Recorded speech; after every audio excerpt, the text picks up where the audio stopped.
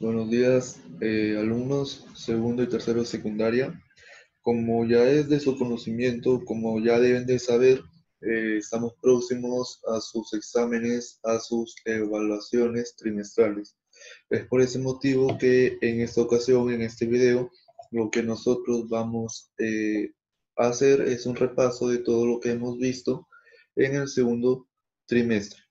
Así que vamos a empezar. Bien, entonces nosotros empezamos con el tema de cinemática, ¿verdad? Nosotros dijimos que la cinemática es la parte de la física, es la, bueno, sí, es la parte de la física que se encarga de estudiar el movimiento de los cuerpos sin importar la causa que los origine, ¿ok? Solamente se encarga de estudiar el movimiento de los cuerpos. También les mencioné en su momento que la cinemática se dividía en la cinemática rectilínea y en la cinemática curvilínea. Lo que nosotros vimos en la cinemática rectilínea fue básicamente tres movimientos. Si ustedes recuerdan, el primer movimiento fue el movimiento rectilíneo uniforme, el segundo fue el movimiento rectilíneo uniformemente variado y el último fue el movimiento vertical de caída libre. En cada uno de estos movimientos nosotros mencionábamos algunas condiciones que deben de cumplir para estar seguros de que se trata de un MRU, de un MRV o de un movimiento vertical de caída libre. Entonces, por aquí lo que vamos a hacer es recordar cuáles son esas condiciones. Entonces, primero vamos con el movimiento rectilíneo uniforme. Las condiciones para este movimiento son estas de aquí, dice. La primera condición, la velocidad debe ser constante. Si ustedes recuerdan, en el MRU la velocidad no iba a variar. Eso quería decir que en todo momento, ¿sí? En todo el tiempo, la velocidad siempre va a ser la misma. ¿Ok? Listo. La segunda condición dice que la trayectoria debe ser una trayectoria recta horizontal. Correcto, porque en este movimiento nosotros teníamos cuerpos que se movían en una recta horizontal, como por ejemplo algunos autos, algunas motos. Entonces, como ustedes recuerdan, esos cuerpos se movían en una trayectoria recta horizontal. La tercera condición dice que recorre distancias iguales en tiempos iguales. Esto de aquí es obvio porque si la velocidad es constante, entonces, claro está que va a recorrer distancias iguales en tiempos iguales. Esto es para el movimiento rectilíneo uniforme. Ahora vámonos al movimiento rectilíneo uniformemente variado. Las condiciones son las siguientes. Primera condición, la velocidad varía. Aquí la velocidad ya no es constante. Entonces, si la velocidad varía, si la velocidad cambia a través del tiempo, eso significa que aparece una aceleración, ¿correcto? Aparece una aceleración. La segunda condición dice que la trayectoria debe ser una trayectoria recta horizontal, igual que la anterior, trayectorias rectas horizontales. Y la tercera condición dice que recorre distancias diferentes en tiempos iguales, justamente porque la velocidad ya no es constante, sino que varía, cambia, es que va a recorrer distancias diferentes en tiempos iguales. Muy bien, por último, tenemos al movimiento vertical de caída libre. ¿Cuáles son sus condiciones? Por aquí dice la primera condición, los cuerpos se mueven bajo la influencia de la gravedad. Sí, solamente bajo la influencia de la gravedad, nada más. La segunda condición dice, la velocidad varía. Obviamente va a variar porque estos cuerpos están sometidos a la aceleración de la gravedad. Entonces, como la gravedad es una aceleración, obviamente la velocidad tiene que cambiar, tiene que variar. La tercera condición dice que es una trayectoria recta vertical. Aquí eran horizontales, ahora aquí son verticales. ¿Por qué? Porque vamos a tener cuerpos que se van a mover de arriba hacia abajo o de abajo hacia arriba.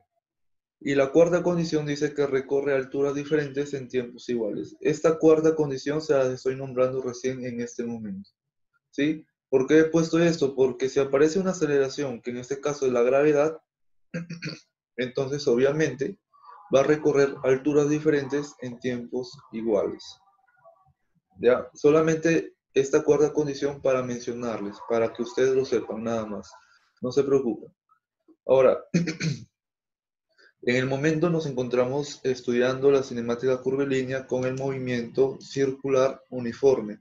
Hasta el momento es el último movimiento que hemos visto, ¿sí? Todavía falta el movimiento circular uniformemente variado, pero eso lo vamos a ver en el tercer trimestre.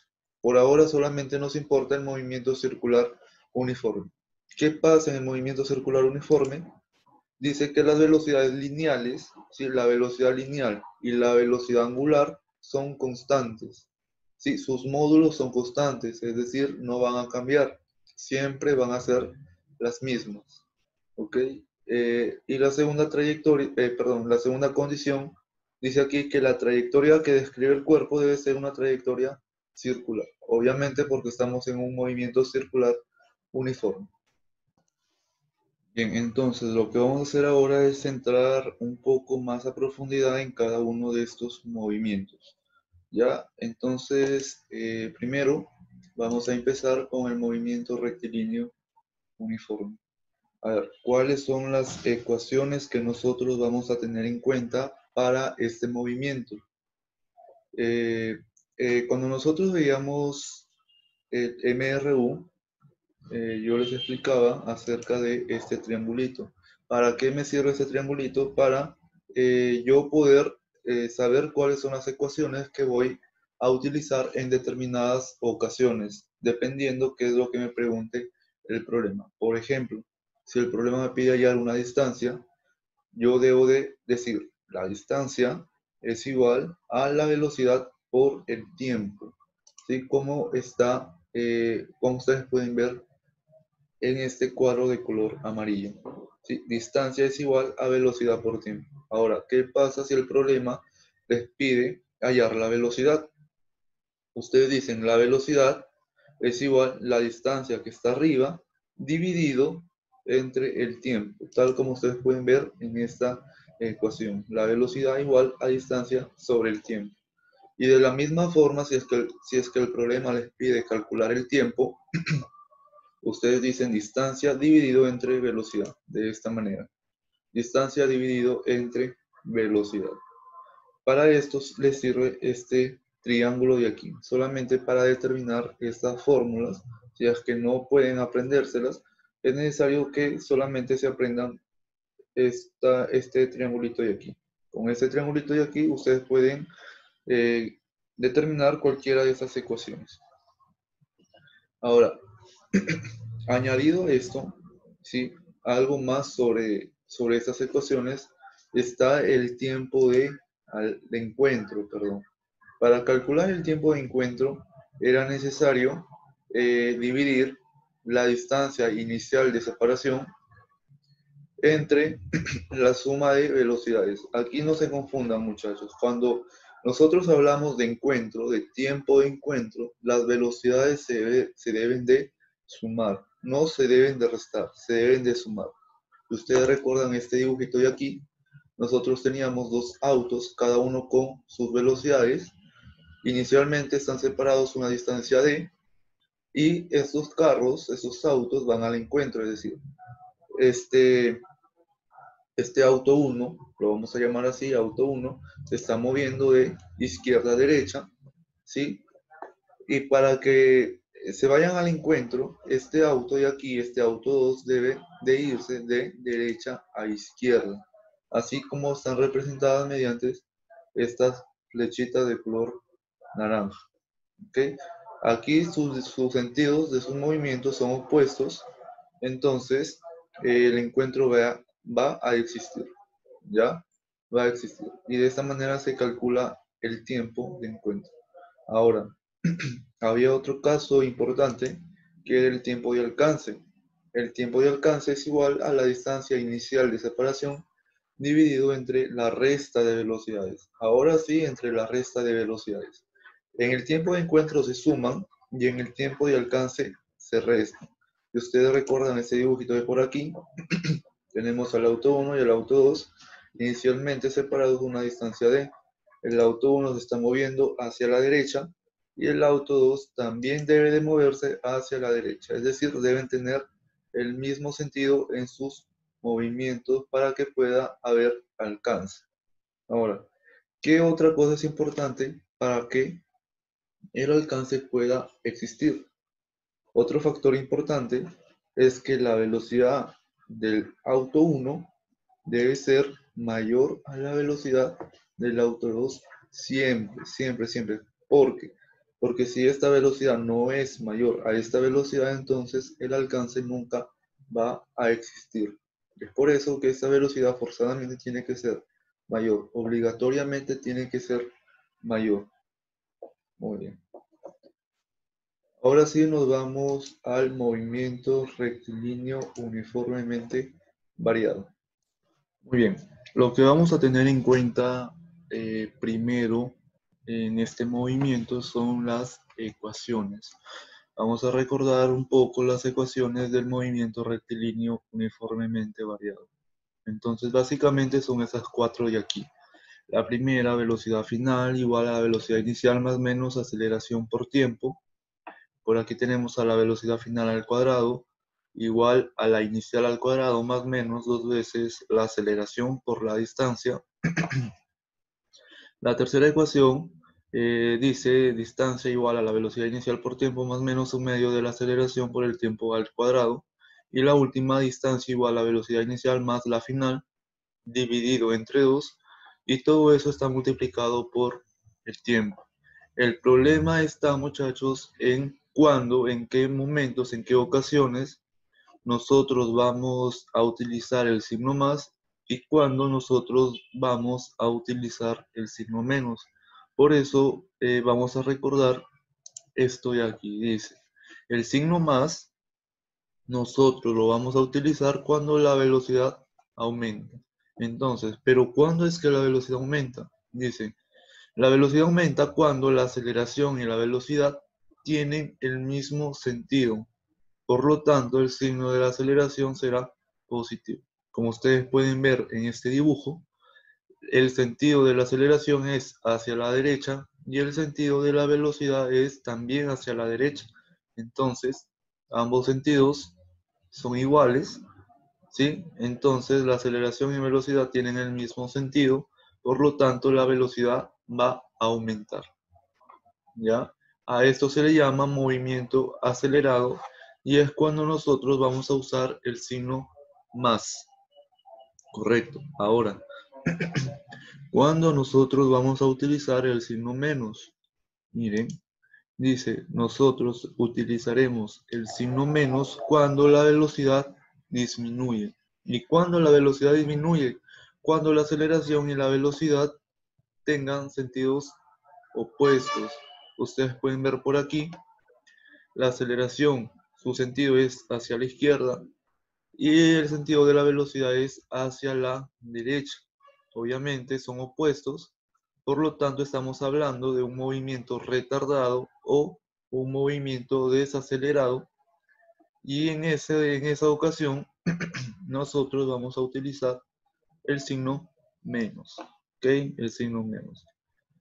Una forma muy fácil de identificar esto es cuando simplemente el problema les hable sobre una aceleración o una desaceleración. Si el problema les dice aceleración, entonces ustedes automáticamente deben pensar solamente en el signo más. Y cuando el problema les hable de una desaceleración o un movimiento retardado, ustedes solamente deben de tener en cuenta el signo menos. ¿Ya? Nada más, nada más.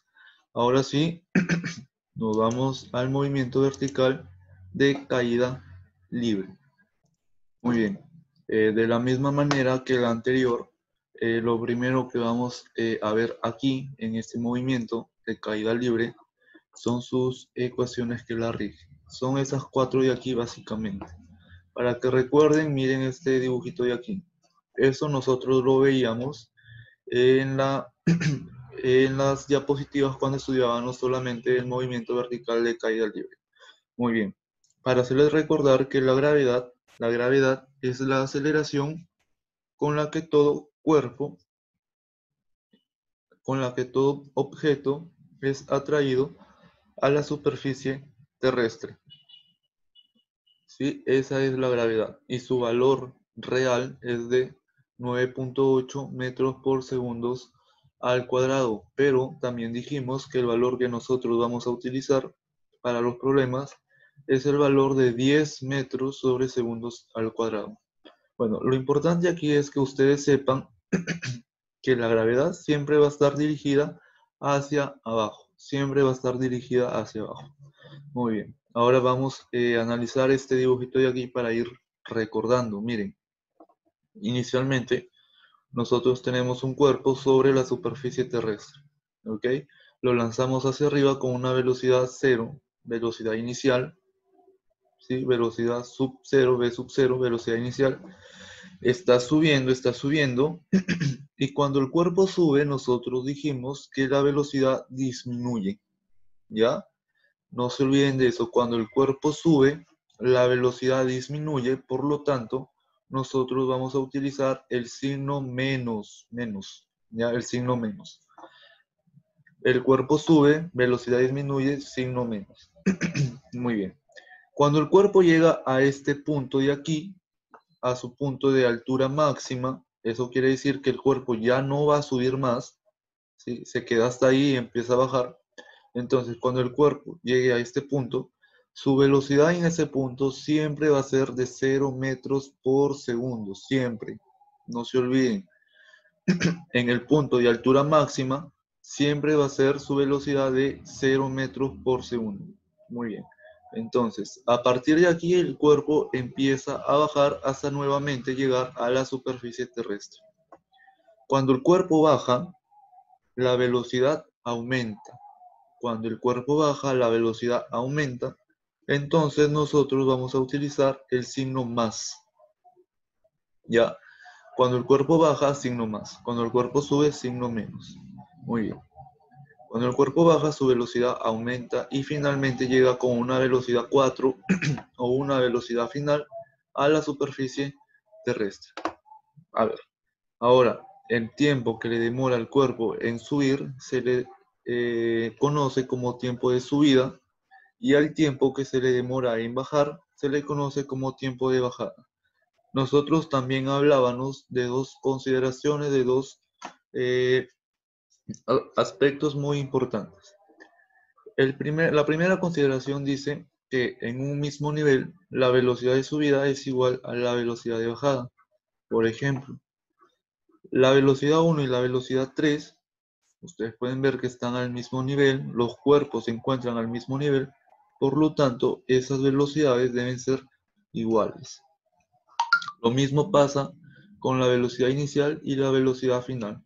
Como están al mismo nivel, como están sobre la misma superficie, entonces sus velocidades también deben ser iguales. Y la segunda condición, que tiene que ver con los tiempos, dice que el tiempo de subida debe ser siempre igual al tiempo de bajada. Ya. A la suma del tiempo de subida y el tiempo de bajada se le conoce como tiempo de vuelo. En los problemas, mayormente, les dicen que el tiempo que permanece en el aire. Entonces, cuando les digan eso, el tiempo que permanece en el aire, en otras palabras, se está refiriendo al tiempo de vuelo, es decir, a la suma del tiempo de subida con el tiempo de bajada. Muy bien. Ahora sí vamos a pasar al último. Bien, ahora sí, por último tenemos el movimiento circular uniforme. Muy bien, entonces vamos a observar este dibujito de por aquí y vamos a ir identificando cuáles son los elementos que van interviniendo. Bien, entonces empecemos. Vamos a suponer que inicialmente tenemos a este cuerpo en esta posición, ¿sí? Y el primer elemento que nosotros podemos observar es la velocidad v. Esa velocidad es llamada, también se le conoce como velocidad lineal, como velocidad tangencial y también como rapidez tangencial. Pero como nosotros la vamos a llamar, es con el nombre de velocidad lineal o simplemente velocidad. Bien, a ver, ¿por qué también se le llama velocidad tangencial? ¿Por qué ese nombre tangencial? Yo les decía que tangencial viene porque esta velocidad siempre debe de formar un ángulo de 90 grados con el radio, así como ustedes pueden ver aquí. Cuando el cuerpo se movió hasta aquí, nuevamente, esa velocidad está formando un ángulo de 90 grados con el radio. Bien, muy bien. Ahora, cuando el cuerpo se movió desde aquí hasta aquí, ha recorrido un cierto arco circular. En matemáticas se le conoce así como arco circular, pero nosotros aquí le vamos a llamar desplazamiento lineal S. ¿Ok? Desplazamiento lineal. Muy bien. Ahora, cuando el cuerpo se movió de aquí, está claro que recorrió una cierta distancia que se le conoce como desplazamiento lineal, pero también barrió un cierto ángulo. Miren por aquí. A este ángulo que barrió se le conoce como desplazamiento angular y se representa con la letra griega θ. Bien. Ahora, ¿de qué manera podemos calcular nosotros el desplazamiento lineal? Se calcula de igual forma que en matemáticas, al arco circular.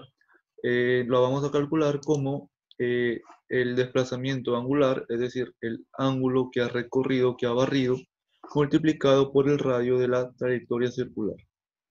De esa manera nosotros vamos a calcular el desplazamiento lineal. Muy bien. Ahora, ¿de qué manera nosotros vamos a calcular la velocidad lineal? De esta forma, dividiendo el desplazamiento angular, θ por r, entre el tiempo. ¿Sí? Porque para moverse de aquí a aquí le tomó un cierto tiempo. Entonces, entre ese tiempo. Muy bien. Ahora, eh, al igual que para el desplazamiento lineal hay una velocidad lineal, entonces para el desplazamiento angular también debe de haber una velocidad angular. Esa velocidad angular es una magnitud vectorial que me indica cómo cambia, ¿sí? Cómo varía el ángulo por cada unidad de tiempo y se calcula de la siguiente manera. Se calcula como el desplazamiento angular θ dividido entre el tiempo, porque al igual que aquí, para recorrer este ángulo θ también le tomó un cierto tiempo, entonces se divide entre ese tiempo. Y de esa manera se calcula la velocidad angular. Ahora, existe una fórmula que me relaciona a la velocidad lineal v con la velocidad angular omega. ¿Cuál es esa fórmula? Está de aquí. La velocidad lineal es igual a la velocidad angular multiplicado por el radio de la trayectoria circular. Esta fórmula me relaciona ambas velocidades. Ahora, miren por aquí nuevamente este dibujo. Sí, tenemos casi los mismos elementos que aquí.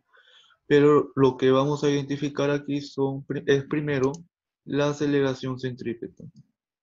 Sí, yo les decía en su momento que la aceleración centrípeta es una aceleración que me va a indicar cómo cambia la dirección y sentido de la velocidad lineal. Solamente la velocidad, solamente la dirección y sentido, más no su módulo. El módulo de la velocidad lineal siempre, siempre, siempre va a ser el mismo, ¿sí? Lo que sí va a cambiar es su dirección y sentido. Es justamente por eso que aparece la aceleración centrípeta. Ahora, esta aceleración centrípeta es un vector que siempre debe ir dirigido hacia el centro de la circunferencia, como ustedes pueden ver con esa flechita de color morado. Es un vector, repito, que siempre debe ir dirigido hacia el centro de la circunferencia. ¿Y de qué manera podemos nosotros calcular la aceleración centrípeta? De la siguiente forma. Existen dos. La primera, ¿cuál es? La primera es relacionada a su velocidad lineal, es decir, la velocidad lineal al cuadrado dividido entre el radio. y la segunda forma es con su velocidad angular, es decir, la velocidad angular al cuadrado multiplicado ahora por el radio. De estas dos formas podemos calcular a la aceleración centrípeta. Muy bien. Ahora, también nosotros hablábamos de un periodo. ¿Qué es el periodo? El periodo es un tiempo. ¿Qué tiempo? Es el tiempo que le demora a este cuerpo en dar una vuelta completa.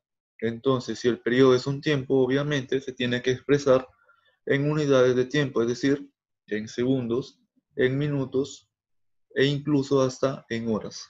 ¿Ya? Es un tiempo que le demora al cuerpo de ir desde aquí hasta nuevamente llegar hasta aquí. Se calcula de la siguiente forma: el tiempo total dividido entre el número de vueltas. Y también teníamos a la frecuencia, que es la inversa del periodo. Si el periodo es el tiempo que le demora en dar al cuerpo una vuelta completa, ¿qué es la frecuencia entonces? La frecuencia es, la frecuencia es el número de vueltas que da en una unidad de tiempo, es decir, cuántas vueltas puede dar este cuerpo en un segundo, o cuántas vueltas puede dar este cuerpo en un minuto, o también cuántas vueltas puede dar este cuerpo en una hora. Por eso se dice que es la inversa del periodo y se calcula como 1 sobre t, 1 sobre el periodo. ¿Sí? Muy bien. Ahora, hay una forma de calcular a la velocidad angular en función tanto del periodo como de su frecuencia. Y es esta de aquí. ¿Sí? ¿Cómo calculo yo la velocidad angular en función de la frecuencia? De la siguiente forma.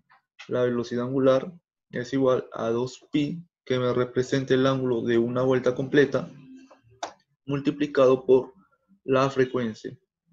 Muy bien. ¿Y cómo calculo yo la velocidad angular, pero ahora en función de su periodo? De la siguiente manera: 2pi entre el periodo. ¿Ya? Entre el periodo. De esas dos formas, yo puedo calcular también a la velocidad angular.